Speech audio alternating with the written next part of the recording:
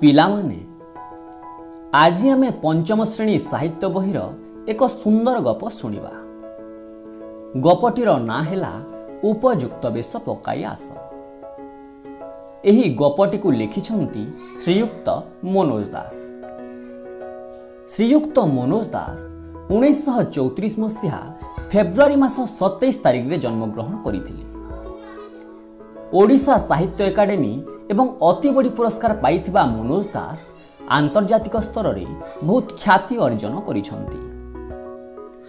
ଓଡ଼ିଆ ସାହିତ୍ୟ ଜଗତକୁ ପରିପୁଷ୍ଟ କରିଥିବା ତାଙ୍କର କେତେକ ଲେଖାଗୁଡ଼ିକ ହେଲା ଆରଣ୍ୟକ, ସମୁଦ୍ରର କ୍ଷୁଧା, ବିଷକନ୍ୟାର କାହାଣୀ, ଲକ୍ଷ୍ମୀର ଅଭିସାର, ଧୂମ୍ରାଭ ଦିଗନ୍ତ, ଉପକଥା ଶତକ, ମନୋଜ ଦାସଙ୍କ କଥା ଓ କାହାଣୀ, ଅବଲୋକରା କାହାଣୀ, ମନୋଜ ପଞ୍ଚବିଂଶତି, ଦୂର ଦୂରାନ୍ତର, ଅମୃତ ଫଳ, ଗୋଧୂଳି ବାଘ, ଚନ୍ଦ୍ରାଲୋକର ପ୍ରହରୀ ପ୍ରଭୃତି।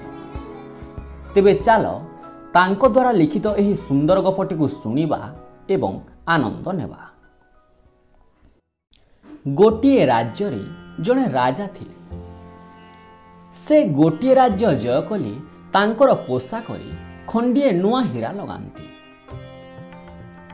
ରାଜ୍ୟ ପରେ ରାଜ୍ୟ 4-6 ରାଜ୍ୟ ଜୟ କରି ତାଙ୍କର ପଗଡ଼ି ଓ ପରିଧେୟରେ ଅର୍ଥାତ୍ ପଗଡ଼ି ଏବଂ ପୋଷାକରେ 4-6 ଚେକା ହୀରା ଝଲସାଇ ରାଜା ନିଜର ନଅରକୁ ଫେରୁଥିଲେ।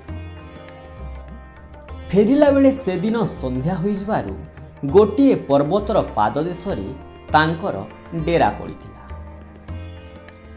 ଦୁଇ ରାଜ୍ୟ ମଝିରେ ଏହା ଥିଲା ଗୋଟାଏ ଜନହୀନ ପ୍ରାୟ ବଣମୂଲକ। ରାତିରେ ସୈନ୍ୟବାହିନୀ ଶୋଇପଡ଼ିଥିଲେ। ନିଶାର୍ଦ୍ଧରେ ଅର୍ଥାତ୍ ଅଧରାତିରେ ରାଜା ତାଙ୍କର ଶିବିର ବାହାରେ ପଦଚାରଣା କରୁଥିଲେ। ସେ ହଠାତ୍ ସମ୍ମୁଖବର୍ତ୍ତୀ ପର୍ବତ ଉପରେ ଏକ ନୀଳାଭ ଆଲୋକ ଦେଖିବାକୁ ପାଇଲେ। ସେହି ଆଲୋକକୁ ଦେଖି ତାଙ୍କର ହୃଦୟ ବିସ୍ମୟ, ଚମକ ଏବଂ ଆନନ୍ଦରେ ଭରିଗଲା।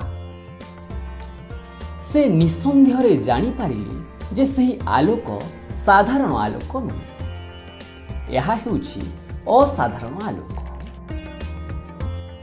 ବିସ୍ମିତ ରାଜା ମନ୍ତ୍ରୀଙ୍କୁ ନିଦରୁ ଉଠାଇ ସେହି ଆଲୋକକୁ ଦେଖାଇଲେ। ହେଲେ ମନ୍ତ୍ରୀ ଅତି ସ୍ୱାଭାବିକ ଭାବରେ କହିଲେ, ମହାରାଜ, ମୁଁ ସନ୍ଧ୍ୟାବେଳେ ଆଖପାଖ ଲୋକଙ୍କଠୁ ଶୁଣିଥିଲି କି ସେହି ପର୍ବତ ଉପରେ ଜଣେ ସନ୍ନ୍ୟାସୀ ରହନ୍ତି। ଶୀତ ରାତି, ସେଥିପାଇଁ ସେ ନିଆଁ ଜାଳିଛନ୍ତି।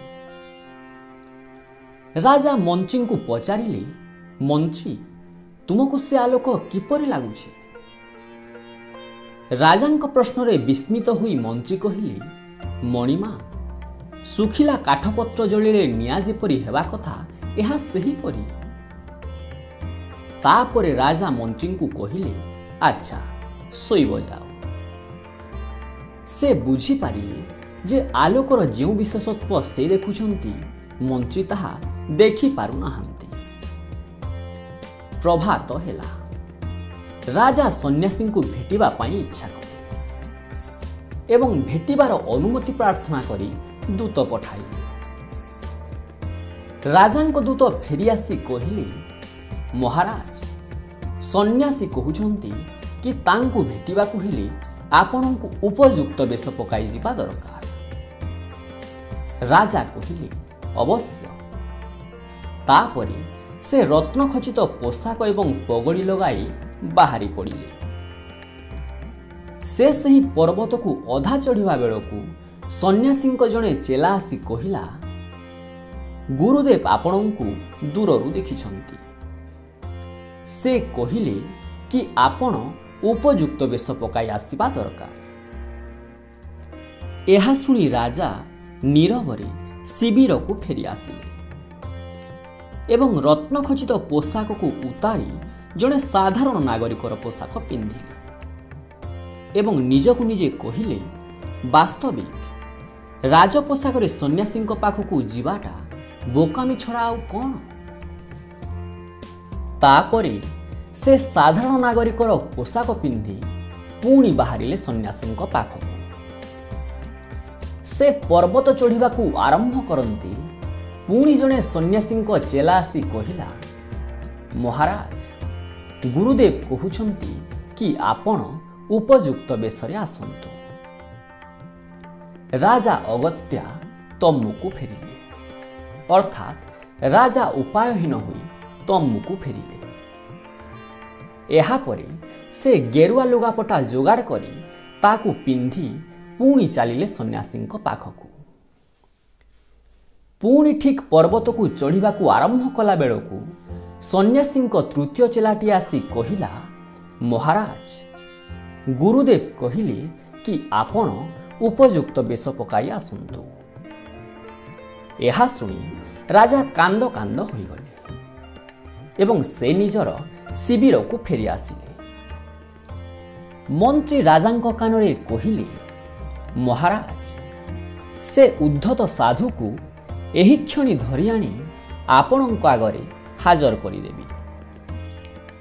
किंतु राजा धीर कंठरे कहिले, मंत्री केते राजा महाराज को बंदी करी तो मो आगरे तमे ओ सेनापति हाजर करिछ। जड़े निरस्त्र निर्वाक साधु को धरि आनिबारे बाहादुरी कौन? एहा कही राजा शिविर भीतर को चलीगले एवं शिविर भितरे एकाकी अश्रुरोध करि पारिले नाही। से कांदी पकाइले। से मने मने चिंता कले, वास्तविक आज जाए मु निजकू केड़े प्रभावशाली एवं क्षमताशाली मन करी आसीथिली। ये हेला कौन? बेश बोइले साधु कौन बुझाउछंती? योग्यता? वास्तविक मु कौन साधु को भेटिबाकू योग्य? से एही प्रश्न गुड़िक उपरे जेतिकी चिंता कले सेतिकी विमर्श बोध मध्य कले। से बुझी पारिले जे जीवन रे से जेते विजय प्राप्त करिछंती, जेते मुंड काट करी तळे लोटाइछंती, से सबु तांकू अन्य मानंको आखिरे विराट करि थाई पारे, किंतु साधुंको आखिरे से अयोग्य।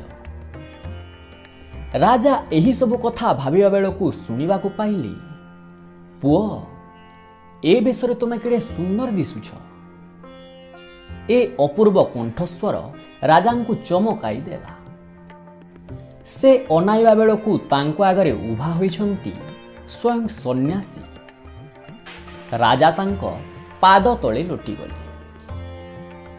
सन्यासी तांको कुंडाई पकाई कहिले, हृदय रे एही भली नम्रता बोधठू बड़ी सुंदर साज आउ किछि नाही। राजा मृदु कंठरे कहिले, महाभाग मु केड़े मूर्ख थिली। राज्य पर राज्य जय करी निजकू गौरवान्वित बोध करुथिली। सन्यासी कहिले, हाँ वत्स, से गौरवबोध अज्ञान प्रसूत बा अज्ञातरु जात। आज तमे ज्ञानर उसालोकरे उपनीत। आज तमे प्रकृत ज्ञान पाइछ।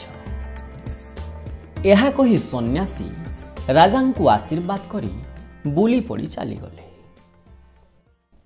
तो पिला माने एही गपरु आमे कौन शिखिले?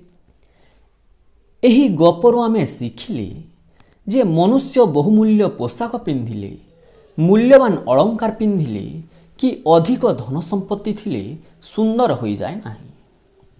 मनुष्य को सुंदर करि थाए तार नम्रता एवं साधुता गुण।